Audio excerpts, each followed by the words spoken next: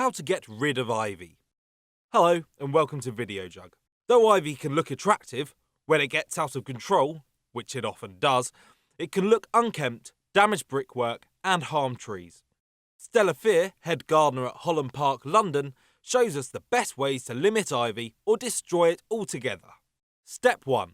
You will need gloves, weed killer containing glysophate, secateurs, a saw, a scraper, a wire brush, and a fork. Step 2. Killing top growth. You should always aim to keep ivy away from paintwork and gutters, and ensure it isn't damaging the brickwork. Ivy is extremely resistant to weed killers due to the glossy nature of its leaves. Spray the offending plant with a weed killer containing glysophate. This will speed up the death of the plant, making it easier to remove from the wall without damaging brickwork. Bear in mind, it may require repeat applications. Once you have done this, sever the plant from its roots by cutting all stems as close to the base as possible. Step 3. Removing top growth. Once the weed killer has done its job, you can start to remove the plant. The longer you leave it, the easier it should be to remove.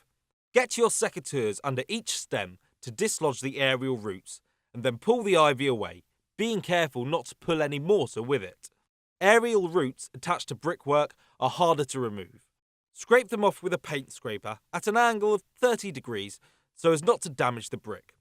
Go at any remaining pieces with a tough wire brush. Step 4. Removing roots. You may read about treating the severed stump with ammonium sulfamate, but it is worth noting that this, and any products containing it, is now banned. Instead, dig out the stump along with its major roots in one go. You must remove as much of the root system as possible, so dig as deep and wide as you reasonably can. It is unlikely you will remove everything, but alas, there is no other answer. Top tip: digging up seedlings as soon as they appear will save you a lot of time in the future. Step 5. Removing from trees. When ivy climbs a trunk, it has the potential to strangle the tree and prevent the growth of buds, especially if it gets into the tree's crown.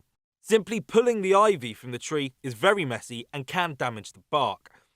Cut the stems of the ivy to kill all of the plant above the cut. Leave the dying ivy for a month or so that it becomes dehydrated. It will then be much easier to pull away without removing bark and harming the tree. Done.